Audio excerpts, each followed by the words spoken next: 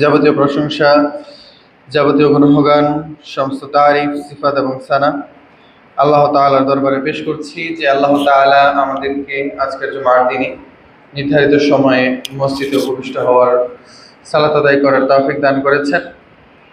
সে আল্লাহ তাআলার শুকরিয়া আদায় করার নিমিত্তে আমরা কালিমাতে শুকরিয়া পাঠ পড়ছি আলহামদুলিল্লাহ। অগণিত দুরূদ এবং সালাম পেশ করছি আমাদের সর্বশ্রেষ্ঠ নবী সৈয়দুল মুরসালিন খাতামুন নবিয়্যিন মুস্তাফা মুহাম্মদ রাসূলুল্লাহ সাল্লাল্লাহু আলাইহি ওয়াসাল্লামের উপর। অতঃপর দুরূদ পেশ করছি তার আহলে ইয়াল এবং সকল আসহাবায়ে কেরামের উপর। আমরা পড়ছি আল্লাহুম্মা সাল্লি আলাইহিম, আল্লাহুম্মা বারিক আলাইহিম। সম্মানিত উপস্থিতি মুসলিম কেরাম, আমরা গত 2 সপ্তাহ যাবৎ নির্দিষ্ট একটি বিষয় কবর নিয়ে আলোচনা করছিলাম।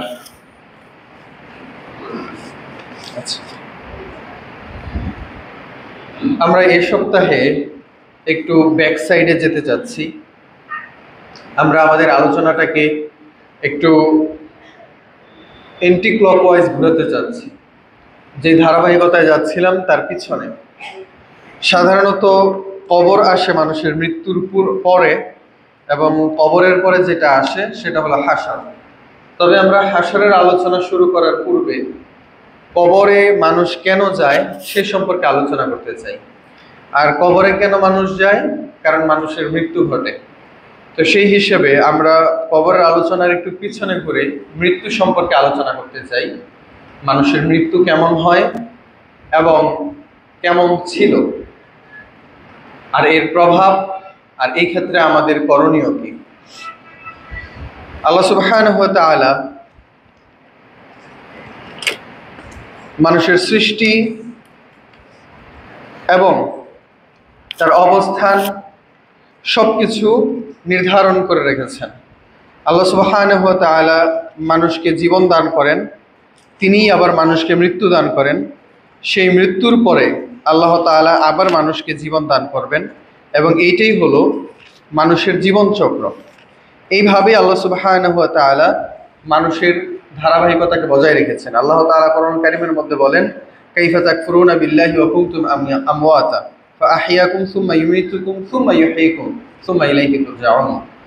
যে তোমরা আল্লাহ তাআলার সাথে কুফরি কিভাবে করো, যেখানে আল্লাহ তাআলা, তোমরা যেখানে নিশ্চিহ্ন ছিলে, কিছুই ছিলে না, সেখানে আল্লাহ তাআলা তোমাদেরকে জীবন দান করেছেন। সেই জীবনের পরে যিনি তোমাদেরকে মৃত্যু দিবেন তিনিও সেই একই আল্লাহ তাআলা, এবং এরপরে যিনি তোমাদেরকে জীবন দান করবেন তিনিও সেই একই আল্লাহ তাআলা। এরপরে যিনি তোমাদেরকে পুনরুত্থান দিবেন এবং তোমাদেরকে পরকালের জন্য প্রস্তুত করবেন তিনিও আল্লাহ তাআলা। তো যে আল্লাহ তাআলার কাছে তোমার জীবন এবং মৃত্যু, যে আল্লাহ তাআলার কাছে তোমার সবকিছুর নিয়ন্ত্রণ, সেই আল্লাহ তাআলার সাথে তুমি কুফরি করো কিভাবে? আল্লাহ তাআলা সূরা বাকারার শুরুতে মানব জাতির কাছে এই প্রশ্ন রেখেছেন। আমরা জানি আল্লাহ সুবহানাহু ওয়া তাআলা মানুষের জীবন এবং মৃত্যু এই দুইটাকে রেখেছেন মানুষকে পরীক্ষা করার জন্য। আল্লাহ তাআলা সূরা মুলকের মধ্যে এই কথা বলেছেন যে খলাকাল মাউতা ওয়াল হায়াতা লিয়াবলুয়াকুম আইয়ুকুম আহসানু আমালা। আল্লাহ তাআলা মানুষের জীবন এবং মৃত্যু এই দুইটাকে নির্ধারণ করেছেন, এর মাধ্যমে তিনি মানুষকে পরীক্ষা করতে চান। সুতরাং আল্লাহ তাআলা আমাদেরকে জীবন দান করেছেন এবং আমাদেরকে আবার মৃত্যুবরণ করতে হবে। এটা আমাদের ব্যক্তি জীবনের জন্য পরীক্ষা। অসংখ্য দিক থেকে এটা আমাদের জন্য পরীক্ষা। যেমন একজন ব্যক্তি যদি চিরকাল দুনিয়াতে অবস্থান করতেন তাহলে তিনি লাগামহীনভাবে চলাফেরা করতেন। মানুষের উপরে অত্যাচার করা হলেও তিনি সেটাকে ওইভাবে ভ্রুক্ষেপ করতেন না। তিনি মানুষের উপরে হয়তো অত্যাচার করতেন, আল্লাহ তাআলার সাথে অবিচার করতেন, আল্লাহ তাআলার উপরে জুলুম করতেন, মানুষের উপরে জুলুম করতেন, নিজের উপরে জুলুম করতেন। তো তার সেই লাগামকে টিকিয়ে রাখার জন্যই, ধরে রাখার জন্যই, প্রয়োজনে সেটাকে টেনে আনার জন্যই আল্লাহ তাআলা মানুষের মৃত্যুকে নির্ধারণ করে রেখেছেন। আমরা উদাহরণস্বরূপ বলতে পারি যে যখন ঘুড়িকে আকাশে উড়ানো হয়, ঘুড়িকে আকাশে উড়ানোর পরে সে একবার এদিকে যায় আর একবার ওইদিকে যায়, তাকে যত উপরে উঠানো হতে থাকে সে তত বেশি নড়াচড়া করতে থাকে, তত বেশি তার নিজের জায়গায় সে সন্তুষ্ট হতে থাকে, আমরা যদি থিওরিটিক্যালি বলি। এবং সে হয়তো বা মনে করতে থাকে যে বাস আমি উপরে উঠে গেছি, এখন আর আমাকে নামাইকে। কিন্তু ঠিকই তার যে লাগাম টানানো আছে, যে লাগাম তার গায়ে লাগানো আছে, সেটা ধরে যখন তার মালিক টান দেয়, ঠিকই তার মালিকের কাছে তাকে ফিরে আসতে হয়। তো ঘুড়ি হয়তো বা তার সেই সেন্স নাই, তার সেই যোগ্যতা নাই যে সে ওটা অনুভব করতে পারবে যে তার গায়ে লাগাম লাগানো আছে। সেটার জন্য সে তার ইচ্ছা মতো ঘুরে, ইচ্ছা মতো চলাফেরা করে, সে মালিকের পরোয়া করে না। কিন্তু স্রষ্টা আপনাকে আমাকে সৃষ্টি করেছেন এবং সেই লাগাম তার হাতে রেখেছেন। আপনি যতই এখন যেভাবেই চলেন না কেন, আপনাকে স্রষ্টা এইটুকু বুঝ দিয়ে রেখেছেন যে লাগাম কিন্তু তার হাতে, আপনি এতটা মুক্ত নন। ঘুরেছে এরকম নিজেকে মুক্ত আকাশে নিজেকে মুক্ত মনে করে, আপনিও হয়তো বা এখানে নিজেকে মুক্ত দুনিয়াতে নিজেকে মুক্ত মনে করতে পারেন, কিন্তু আপনার জীবনটা মুক্ত নয়। স্রষ্টা যখন আবার আপনার লাগাম ধরে টান দিবেন, আবার স্রষ্টার কাছে ফিরে যেতে হবে।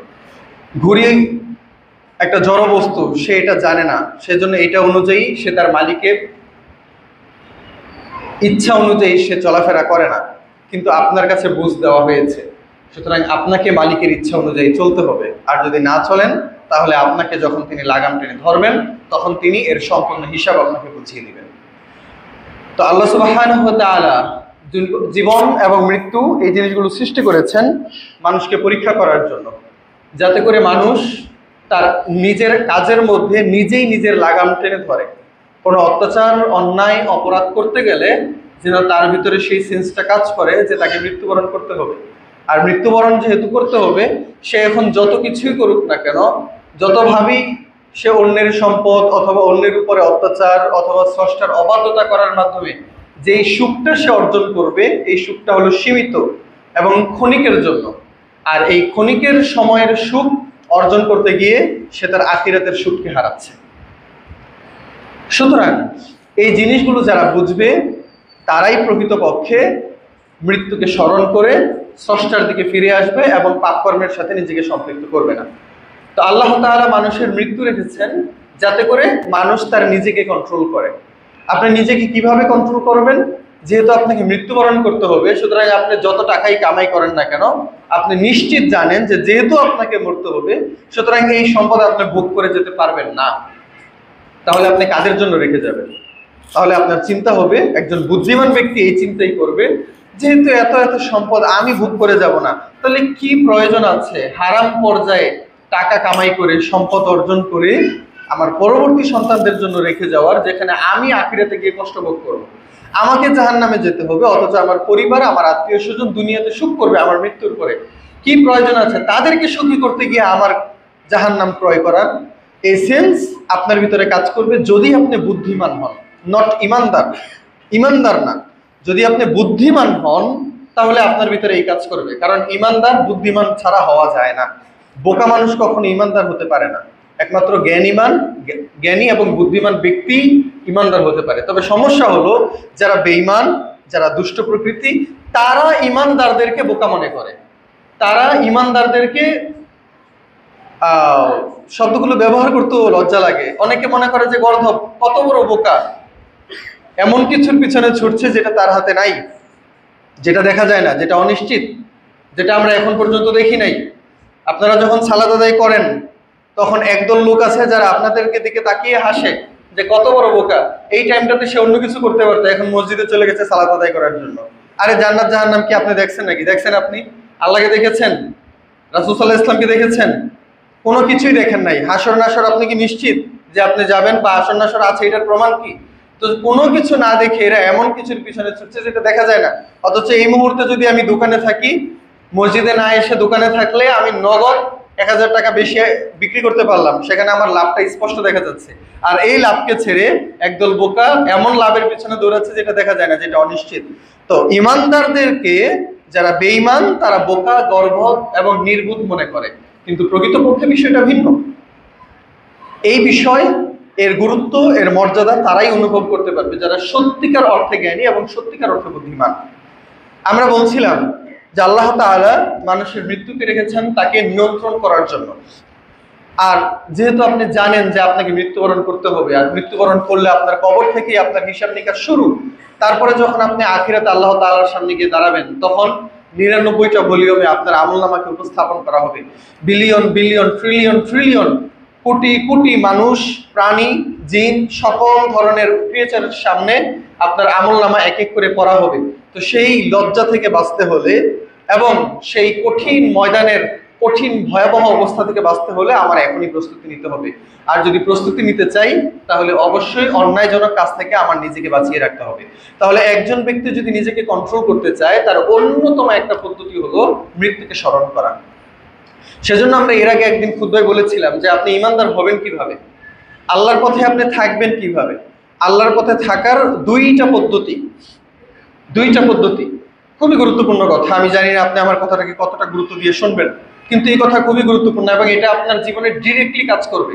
অনেকে এরকম বক্তব্য দেন যে ভাই আমি আমল করতে চাই কিন্তু পারি না, নফসের সাথে আমি পেরে উঠি না, শয়তানের সাথে যুদ্ধ করে আমি পারি না, আল্লাহ তাআলার কাছে ইবাদত বন্দেগী করতে পারি না, তাহাজ্জুদ করতে কষ্ট লাগে, তাহাজ্জুদ তো পরের কথা, 5 ওয়াক্ত নামাজ মসজিদে জামাতের সাথে পড়তে কষ্ট লাগে, জামাত তো পরের কথা, 5 ওয়াক্ত নামাজই আমি করতে পারি না, হোক নিজের ঘরে। তো যাদের কাছে এরকমটা মনে হয় যে বিড়ি সিগারেট ছাড়তে পারি না, সৎসঙ্গ ধরতে পারি না, মেয়েদের সাথে অথবা পুরুষদের সাথে মেয়ে হয়ে সম্পর্ক ছিন্ন করতে পারি না, অথবা মদ জুয়া ছাড়তে পারি না, এই যে কোনো আমল ছাড়া যদি আপনার কাছে কষ্টকর মনে হয় আর সৎ আমল করা যদি আপনার কাছে কষ্টকর মনে হয়, তাহলে আমি আপনাকে দুইটা ওয়ে বলেছিলাম, দুইটা পদ্ধতি বলেছিলাম। এই দুইটা জিনিস মাথায় রাখবেন, বাস আপনার জীবনে আপনি কোনো ধরনের অপকর্ম করতে পারবেন না, আর পাপকর্ম থেকে বাঁচা এবং সৎকর্ম করা আপনার জন্য সহজ হয়ে যাবে। নাম্বার 1 বলেছিলাম, নাম্বার 1 আল্লাহ তাআলার নিয়ামতকে স্মরণ করা। যখন আপনার কাছে মনে হবে যে তাহাজ্জুদ পড়া কঠিন, তখন আপনি একবার একটু কল্পনা করেন যে এই রাত্রটাতে আপনি ঘুমাচ্ছেন, এই রাত্রটা আপনাকে কে দিয়েছে, যে সময়টা আপনি পার করছেন, এই সময়টা যদি স্রষ্টা চাইতেন আপনার আত্মাটাকে চলাচল করা অফ করে দিতে পারতেন, আপনার হৃৎপিণ্ডটা অফ হয়ে যেতে পারত, আপনার ফুসফুস এবং আপনার কিডনি কাজ করা অফ করে দিতে পারত, কিন্তু স্রষ্টা সেটা করেন নাই। এমনও হতে পারতো আপনি এই মুহূর্তে ক্লান্ত, আপনি ঘুমাতে চাচ্ছেন, কিন্তু সূর্য আপনার মাথার উপরে, অর্থাৎ কখনো রাতই হয় না, আপনার ঘুম পরিপূর্ণ হতো না, আপনি সন্তুষ্টি পেতেন না, কিন্তু স্রষ্টা আপনার জন্য রাতকে নির্ধারণ করেছেন যাতে করে আপনি বিশ্রাম করতে পারেন। স্রষ্টা আপনার জন্য আপনার দেহকে সুস্থ রেখেছেন, স্রষ্টা এখন পর্যন্ত আপনাকে বাঁচিয়ে রেখেছেন। আর এই ব্যক্তি জীবনে চলার জন্য যা যা প্রয়োজন সব কিছু দিয়ে নিয়ামতে আপনাকে পরিপূর্ণ করেছেন। আনআমতু আলাইকুম নিয়ামাতি, আমি তোমাদের উপরে আমার নিয়ামতকে পরিপূর্ণ করেছি। সুবহানাল্লাহ। যখন আপনি আল্লাহ তাআলার নিয়ামতকে কল্পনা করবেন, আপনার জন্য যত বড় আমলই হোক না কেন সেটা করা আপনার জন্য সহজ হয়ে যাবে। সংক্ষেপে বলছি। দ্বিতীয়ত হলো, যদি আপনি মৃত্যুকে স্মরণ করেন তাহলে পাপ কর্ম থেকে নিজেকে বাঁচিয়ে রাখতে পারবেন, যে কোনো রকমের পাপ কর্ম। এক গল্প আপনাদের শোনার কথা, সবচেয়ে প্রসিদ্ধ এক গল্প। ওমর রাদিয়াল্লাহু তাআলা আনহু তখন খলিফা। তার একটা স্বভাব ছিল, অর্ধজাহানের অর্ধ পৃথিবীর বাদশা হওয়ার পরেও তিনি তার প্রজার খবর নিতেন। তিনি মানুষের বাড়িতে রাত্রে ছদ্মবেশে তারপর ঘোরাফেরা করতেন, খোঁজ খবর নিতেন যে তিনি তো আমিরুল মুমিনিন, তার তো অর্থ সম্পদের অভাব নাই। আসলে অর্থ সম্পদের অভাব ছিল, তিনি কষ্ট করেছেন, তিনি রাজকোষ থেকে টাকা না নেওয়ার চেষ্টা করেছেন এবং নিজের টাকায় চলার চেষ্টা করেছেন, কিন্তু তারপরও তিনি নিজের কষ্টকে কল্পনা না করে তিনি তার দেশের মানুষের খোঁজ খবর নেওয়ার জন্য ছদ্মবেশে বেরিয়ে পড়তেন। হঠাৎ করে এক কুড়ে ঘরের পাশ দিয়ে যাচ্ছেন, কুড়ে ঘর যেহেতু আশপাশ থেকে ভিতর থেকে বাহির এবং বাহির থেকে ভিতর দেখা না গেলেও কথার আওয়াজ শোনা যায়। তিনি যখন কুড়ে ঘরের পাশ দিয়ে যাচ্ছেন তখন তিনি শুনতে পাচ্ছেন যে এক মা তার মেয়েকে বলছে যে আগামীকাল সকালে হওয়ার আগেই, এই ভোরের মধ্যেই, সূর্য ওঠার আগেই তুমি দুধের মধ্যে পানি মিশিয়ে দাও, এতে করে আমাদের যে অভাব আছে সেটা কিছুটা হলেও পরিপূর্ণ হবে, আমরা একটু বেশি বিক্রি করতে পারবো। তখন সেই মেয়ে বলে উঠলো যে না মা, আমরা এই কাজ করতে পারি না, কারণ খলিফা আমাদেরকে নিষেধ করেছেন, আমিরুল মুমিনিন ওমর বিন খাত্তাব রাদিয়াল্লাহু তাআলা আনহু, তিনি আমাদেরকে নিষেধ করেছেন যাতে করে আমরা খাদ্যের মধ্যে কোনো ভেজাল না দিই, আমরা যেন দুধের মধ্যে অতিরিক্ত পানি মিশিয়ে মানুষকে ধোঁকা না দিই, এই কথা তিনি আমাদেরকে নিষেধ করেছেন, সুতরাং আমরা এটা করতে পারি না। তখন তার মা বলছে, আরে বোকা, এই ভোরের টাইমে খলিফা কি তোমাকে দেখছে নাকি, খলিফা কি তোমার আওয়াজ শুনছে নাকি? এই মুহূর্তে কিন্তু খলিফা ঘরের পাশ থেকে, দেওয়ালের অপর পাশ থেকে কথাগুলো শুনে যাচ্ছেন। তিনি বলছেন যে এই মুহূর্তে কি খলিফা তোমাকে দেখছে বা শুনছে? খলিফাই বা জানবে কি করে যে তুমি দুধের মধ্যে পানি মিশিয়ে দিয়েছো? সুতরাং তার কথা মানা আর না মানা তোমার কাছে সমান, আমাদের কাছে সমান। আর আমরা যেহেতু দরিদ্র, আমাদের অধিকার আছে যে আমরা খাদ্যে ভেজাল মিশিয়ে হলেও আমরা একটু অতিরিক্ত মুনাফা গ্রহণ করব। তখন তার মেয়ে বলেছিল যে মা, খলিফা আমাদেরকে দেখছেন না সত্য, কিন্তু খলিফাকে যিনি সৃষ্টি করেছেন খলিফাকে দেখার সামর্থ্য যিনি দিয়েছেন, আমাদেরকে কাজ করার সামর্থ্য যিনি দিয়েছেন, সেই স্রষ্টা মহান রব্বুল আলামিনের চক্ষু থেকে তুমি তোমার নিজেকে কিভাবে আড়াল করবা? যদি খলিফাও আমাদেরকে না দেখে থাকেন, সেই স্রষ্টা তো আমাদেরকে দেখছেন যিনি আমাদেরকে সৃষ্টি করেছেন। সুতরাং কেবলমাত্র এই সেন্সটুকু যদি থাকে যে স্রষ্টা আমাকে দেখছেন, আমাকে মৃত্যুবরণ করার পরে তার কাছে জবাবদিহিতা করতে হবে, এইটুকু সেন্স রাখলে কোনো মানুষ পাপের সাথে নিজেকে লিপ্ত করতে পারে না। সুতরাং এটাই বলছি, যদি আপনি নিজেকে পাপ থেকে মুক্ত করতে চান, কেবলমাত্র আপনার মৃত্যুকে আপনার স্মরণে রাখুন। আর যদি আপনি নেক আমল করা আপনার জন্য ভারী মনে হয়, তাহলে নিয়ামতগুলোকে স্মরণ করুন। দ্যাট উইল বি এনাফ, যথেষ্ট যে কোনো আমল করার জন্য আর যে কোনো রকমের পাপ কর্ম থেকে নিজেকে মুক্ত রাখার জন্য। আমরা বলছিলাম যে আল্লাহ সুবহানাহু ওয়া তাআলা মানুষের মৃত্যুকে রেখেছেন মানুষকে পরীক্ষা করার জন্য এবং মানুষকে কন্ট্রোল করার জন্য। কিন্তু বাস্তবতা হলো এই যে আমাদের মৃত্যুটা আমাদের কাছে বর্তমানে এতটাই স্বাভাবিক হয়ে দাঁড়িয়েছে যে মৃত্যু আমাদের কাছে একটা নর্মাল বিষয়। এইটা এখন আমাদেরকে আর প্রভাবিত করে না। আল্লাহ সুবহানাহু ওয়া তাআলা কোরআনুল কারীমের মধ্যে এই কথাও বলছেন, আল্লাহ তাআলা বলছেন, ঠিক যেমনই ভাবে রাসূল সাল্লাল্লাহু আলাইহি ওয়াসাল্লাম বলছেন যে আকসিরু যিকরা হাযিমিল লাযযাত, তোমরা সকল আনন্দকে বিনষ্ট করে দাও, মৃত্যুকে স্মরণ করো। কারণ এই মৃত্যুকে স্মরণ করলেই আমরা নেকের উপরে থাকতে পারি। এখন এক বাচ্চার গল্প আমরা শুনেছিলাম ছোটবেলা, আমি একটা গল্প পড়েছিলাম যে আব্দুস সাত্তার 30 সালে লিখেছিলেন গল্পটা তার বইয়ের মধ্যে। তিনি সেই গল্পের মধ্যে উল্লেখ করছেন যে এক বাচ্চা নিয়ত করলো যে সে এখন থেকে ভালো হয়ে যাবে। তো কিভাবে ভালো হয়ে যায়? গেল পাদ্রির কাছে। পাদ্রির কাছে যাওয়ার পরে তাকে বললো যে আপনি আমাকে কিছু ফর্মুলা দেন, যে ফর্মুলাগুলো আমি অনুসরণ করলে আমি ভালো থাকতে পারবো, আমি কোনো পাপের সাথে নিজেকে জড়াবো না।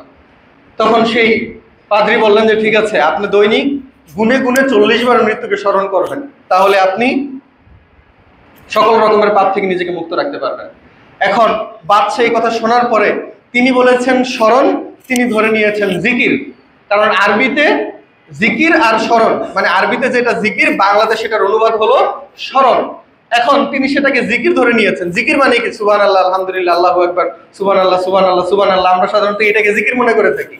তো বাদশা এটাকে জিকির মনে করে তিনি জিকির করা শুরু করলেন প্রত্যেকদিন। আল মাউতু আল মাউতু আল মাউতু, মাউত মাউত মাউত, মানে মৃত্যু মৃত্যু মৃত্যু। তিনি প্রত্যেকদিন 40 বার করে মৃত্যুকে জিকির করলেন, মানে স্মরণ করেন নাই, মৃত্যুকে জিকির করেছেন। প্রায় মাস চলে গেল, কিন্তু তার ভিতরে কোনো পরিবর্তন নাই।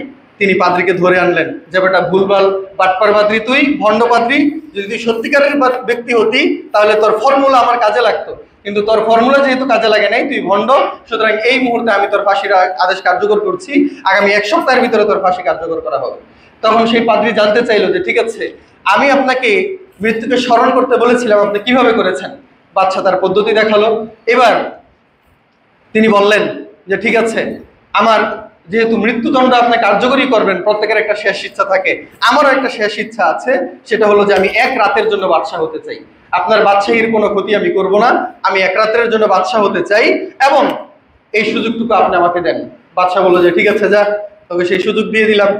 এখন সেই পাদ্রী 1 রাতের জন্য বাদশা হয়ে গেল। এক লোক রাজ্যের পাশ দিয়ে বাদাম বিক্রি করছে, তাকে ডেকে নিয়ে আসলো যে রাজ্যের পাশ দিয়ে তুমি বাদাম বিক্রি করছো, অথচ আমি বাদশা, এটা আমার কাছে অপমানজনক মনে হয়েছে, আগামীকাল তোকে ফাঁসি দেওয়া হবে, সূর্য ওঠার সাথে সাথে তোর জন্য ফাঁসি কার্যকর করা হবে। সেই বাদামওয়ালাকে নিয়ে আসলো এবং যে রাজা ছিলেন সেই রাজাকে তিনি দায়িত্ব দিলেন যে আপনি বডি গার্ড হিসেবে থাকবেন, রাতের গার্ড হিসেবে আপনাকে নিয়োজিত করা হলো। এইদিকে সেই পাদ্রী আশপাশ থেকে আরো কয়েকজন খুব রূপবতী নারী নিয়ে আসলেন, আরো মদ নিয়ে আসলেন, অসংখ্য বিভিন্ন ধরনের তৈজসপত্র এবং আকর্ষণীয় জিনিস তার সামনে উপস্থাপন করলেন এবং নারীদেরকে লেলিয়ে দিলেন যে তারা কোনোভাবে তাকে কোনো রকমের অপকরণের প্রতি আগ্রহী করতে পারে কিনা।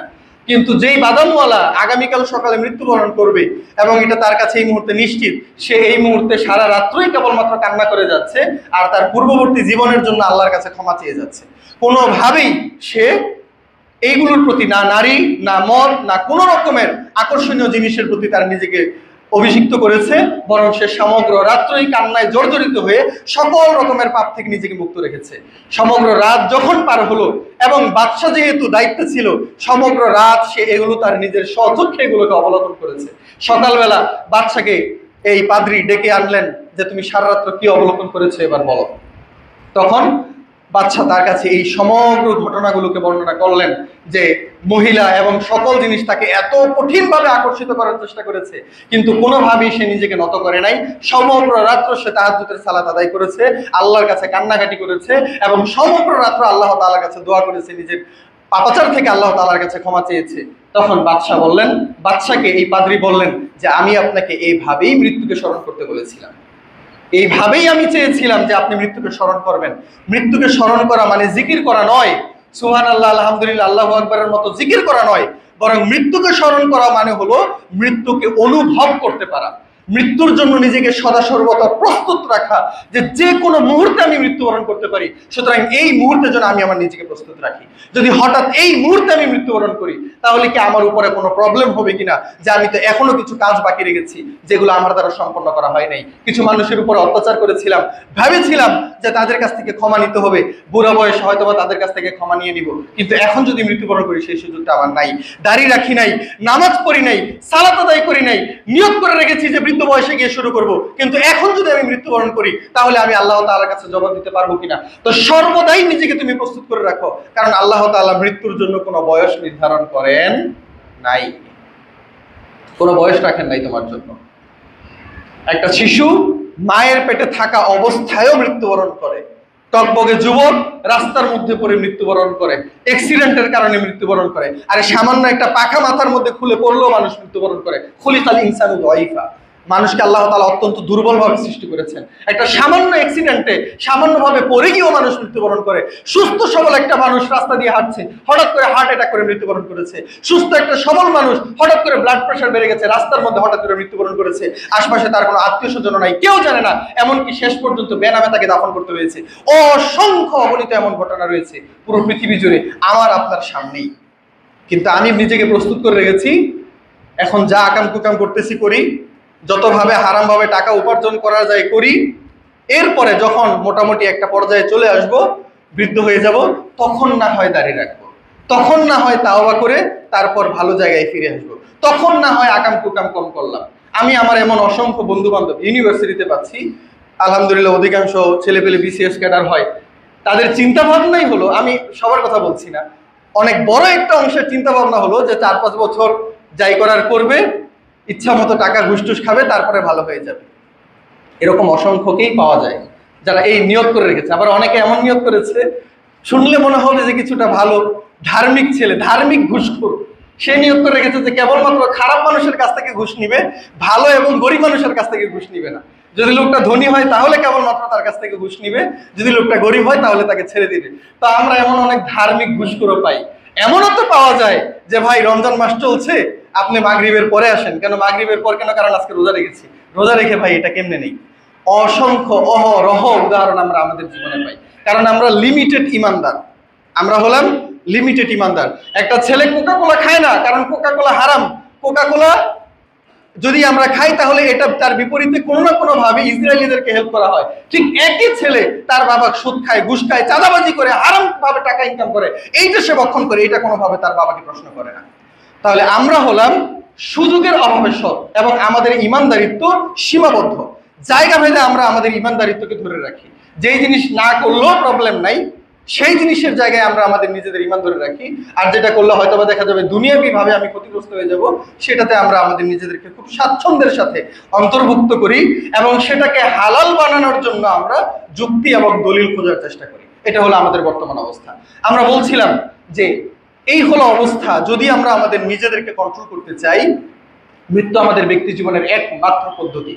আমরা যদি মৃত্যুকে স্মরণ করি এবং এইভাবে স্মরণ করি, তবেই কেবলমাত্র আমরা আমাদের নিজেদেরকে কন্ট্রোল করতে পারি। ওসমান রাদিয়াল্লাহু তাআলা কেবলমাত্র কবর দেখলেই তিনি কান্না করতেন, এই হাদিস আমরা টানা 2 সপ্তাহ বলেছি। কিন্তু আমাদের সামনেও তো অনেক কবর গিয়েছে, আমরা কি কখনো কান্না করেছি? বরং কবরবাসীকে দেখলে আমাদের উল্টো তার ব্যাপারে টেনশন হয়, আয় হায় বেচারা তো দুনিয়া থেকে বিদায় নিয়ে চলে গেছে, এখন তার জানি কি হয়, কি আযাবটাই না তোর কবরের ভিতরে চলছে। আমরা এই চিন্তা করি না যে আল্লাহ আমাকেও তো মৃত্যুবরণ করতে হবে এবং এই আযাব আমাকেও ভক্ষণ করতে হতে পারে। এটা হলো আমাদের দেশের সার্বিক পরিস্থিতি। সাহাবীরা, নবীরা তারা চিন্তা করতেন নিজেদেরকে নিয়ে, আর আমরা চিন্তা করি অন্যদেরকে নিয়ে। এই জন্য আল্লাহ সুবহানাহু ওয়া তাআলা কোরআন কারীমের মধ্যে বলছেন যে আওয়ালাম ইয়ারাও, তারা কি দেখে না যে আন্নাহুম ইফতারুনা ফি কুল্লি আমিন মারাতান আও মারাতাইন, প্রত্যেক বছর তাদেরকে ১-২ বার অথবা তার চাইতে বেশি আল্লাহ তাআলা অন্তত ১-২ বার তাদেরকে বিভিন্ন ভাবে পরীক্ষা করে থাকেন।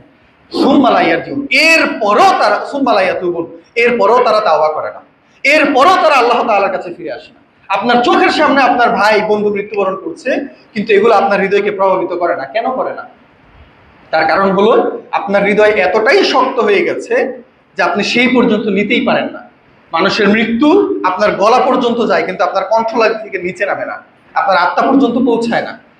সেজন্য এর একটা কারণ হলো এই যে আমি যেটা এর আগে বলেছিলাম, এর আগেও মনে হয় একদিন খুতবায় বলেছি যে মানুষ মৃত্যুবরণ করলে আমরা কেবলমাত্র তাদেরকে নিয়ে ভাবি। এমন অনেককে আমি পেয়েছি, সম্ভবত বলেছিলাম একদিন আপনাদেরকে, তার একটা উদাহরণ দিই। আজকে আবার পুনরাবৃত্তি করতে হচ্ছে যে মানুষ যদি মারা যায় তখন আমরা চিন্তা করি যে আয় হায় রে, লোকটা যে দুনিয়া থেকে বিদায় নিল, এই লোক তো কার না কার সাথে অন্যায়জনক কাজ করছে, কত মানুষের সাথে তার দেনা পাওনা আছে, হয়তোবা কত মানুষের গীবত করেছে, এখন যে লোকটা মরলো এখন তো সে ক্ষমাও চায় নাই। হ্যাঁ, যে আমার গীবত করে গেছে, আমার উপরে যে অত্যাচার করে গেছে, হয়তো আমার কাছে ক্ষমা না চেয়েই মৃত্যুবরণ করছে, এখন তার কি হবে?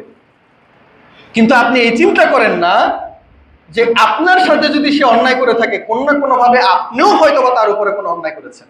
এমনও হতে পারে যে সে আপনার উপরে কোনো অন্যায়ই করে নাই, কিন্তু গরিব দুঃখী মানুষ, আপনি তার উপর অন্যায় করে বসেছেন। এখন সে দুনিয়া থেকে বিদায় নিয়ে চলে গেছে। অসংখ্য মানুষ যখন ঘোষণা করা হয় যে তার সাথে যদি তিনি যদি কারোর সাথে অন্যায় করে থাকেন, জীবনে চলার টাইমে যদি কোনো রকমের অন্যায় করে থাকেন, তাহলে নিজ গুণে আপনারা তাকে ক্ষমা করে দিবেন এবং তার জন্য জান্নাতুল ফিরদাউস যেন আল্লাহ তাআলা দান করবেন, সেই জন্য আপনারা দোয়া করবেন। আপনারা সকলেই তো আমিন বলেন, সকলেই তখন তাকে ক্ষমা করে দেন।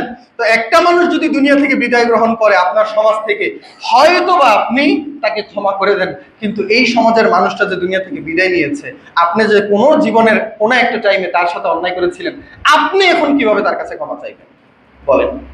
এখন আপনার উপায়টা কি? কোনো ওয়েই নাই। কারণ বান্দার হক আল্লাহ ক্ষমা করবে। কাবার গিলাফ ধরলেন, সারা জীবন কান্না করলেন, পুরো কাবা শরীফ আপনার চোখের পানিতে ভাসিয়ে দিলেন, আল্লাহ ক্ষমা করবে। যদি কোনো বান্দার হক আপনি নষ্ট করেন, আল্লাহ কোনোদিন আপনাকে ক্ষমা করবেন না, কিন্তু আপনি তো তার হক নষ্ট করেছেন। আর একমাত্র সে ছাড়া কেউ আপনাকে এর ক্ষমা দিবে না, কিন্তু সে তো দুনিয়া থেকে বিদায় নিয়েছে। আখিরাতের দিন তো সে তো আপনাকে ক্ষমা করবে না, কারণ সে যদি আখিরাতের দিন আপনাকে ক্ষমা করে তাহলে সে সওয়াব পাবে না। সে কি চাইবে? আপনার কাছ থেকে সওয়াব চাইবে। দুনিয়াতে আপনি যা ভালো আমল করেছেন, আপনি সামান্য একটু গীবত করেছিলেন, আখিরাতের দিন সে আল্লাহ তাআলার কাছে সে সওয়াব চেয়ে বলবে যে আল্লাহ, সে দুনিয়াতে যে ভালো আমল করেছিল, দুনিয়াতে যে আমার গীবত করেছিল, আমার সম্পদ নিয়েছিল, আমার সাথে অত্যাচার করেছিল, এর বিনিময়ে তার সম্পদ আমি নিয়ে নিতে চাই। সম্পদ কি? একমাত্র সওয়াব। এখন আপনার যদি এমন হয় যে আপনি এত বড় ভণ্ড, জীবনে কোনোদিন ভালো আমলই করেন নাই, কোনো রকমের ভালো আমল নাই, আপনার কোনো সওয়াবই নাই, তখন কি বেঁচে যাবেন? না। তখন সে বলবে যে আল্লাহ, জীবনে আমি যে পরিমাণ গুনাহ করছি, এই গুনাহগুলো তুমি তার আমলনামায় দিয়ে দাও। এইভাবেও আমরা আমাদের দুনিয়ার কাজগুলোকে কাটাকাটি করে নিতে পারি। তখন আপনি পাহাড় সম পরিমাণ গুনাহ নিয়ে, আরেকজনের পাপের গুনাহ নিয়ে তারপর জাহান্নামে যেতে হবে। কথাগুলো আমরা এই জায়গা থেকে বলছিলাম যে আমরা যখন কেউ মৃত্যুবরণ করে তখন তাকে নিয়ে কল্পনা করি, কিন্তু আমাদেরকে নিয়ে কল্পনা করি না। এবং এজন্যই সমাজের মধ্যে যদি এক টানে 10 জন মানুষের মৃত্যুবরণ করে, আমাদের আফসোস, আমাদের দুঃখ কেবলমাত্র ওই জায়গা ভেদে সীমাবদ্ধ হয়। আমরা এটা নিয়ে কল্পনা করি যে ইস, লোকটা কত ভালো লোক ছিল রে, মানুষটা কত ভালো ছিল, দুনিয়া থেকে বিদায় নিল, অল্প বয়সে ছেলেটা দুনিয়া থেকে বিদায় নিল রে, লোকটা ঘর করলো, ঘরের মধ্যে ঢুকতে পারলো না, তার আগে দুনিয়া থেকে বিদায় নিল রে। আমরা তাকে নিয়ে আফসোস করি, অথচ এই জিনিসটা কোনোদিনও আমাদের ভিতরে আসে না যে আল্লাহ, এই ছেলেটা যুবক বয়সে মৃত্যুবরণ করলো, এই ছেলেটা ডেঙ্গু রোগে আক্রান্ত হয়ে মারা গেল, এরকম টকবগে একটা যুবক এইভাবে মৃত্যুবরণ করলো, আরে বড় ভাইকে রেখে ছোট ভাইকে দুনিয়া থেকে বিদায় নিয়ে চলে গেল, তার মানে আমার অবস্থা কি? আমি তো আরো যে কোনো টাইমে মৃত্যুবরণ করতে পারি। এই অনুভূতি, অর্থাৎ মানুষের মৃত্যুর অনুভূতি আমাদের ভিতরে আসে না।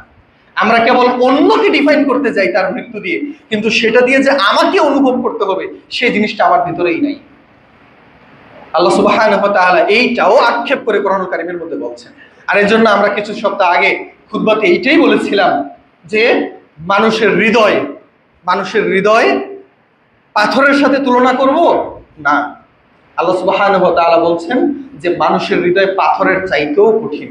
আরে পাথর তো কোনো না কোনো টাইমে ভেঙে যায়, পাথর তো কোনো না কোনো টাইমে কান্না করে, পাথর থেকে কোনো না কোনো টাইমে তার ভিতর থেকে পানি প্রবাহিত হয়, ঝর্ণা প্রবাহিত হয়। কোনো না কোনো টাইমে পাথর আল্লাহ সুবহানাহু ওয়া তাআলার ভয়ে প্রকম্পিত হয়ে সে উপর থেকে মাটিতে পড়ে যায়, নিচে গিরে যায়, কিন্তু মানুষ একটা সময়ের জন্য আল্লাহ তাআলার প্রতি ভ্রুক্ষেপ করে না।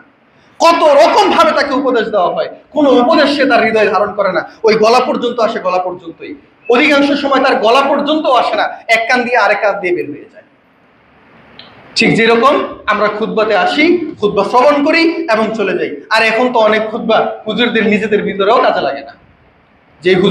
যে খুতবা হুজুর নিজে দেয় সেটা তার নিজের জীবনেও বাস্তবায়ন করে না।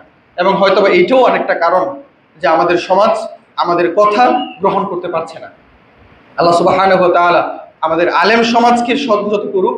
আল্লাহ সুবহানাহু ওয়া তাআলা আমাদের আলেম সমাজকে ভালো রাখুন, তাদেরকে দ্বীনের পথে পরিচালিত করুন, এবং আমরাও যেন দ্বীনের পথে পরিচালিত হতে পারি। আল্লাহ সুবহানাহু ওয়া তাআলা আমাদের সকলকে সেই তৌফিক দান করুন।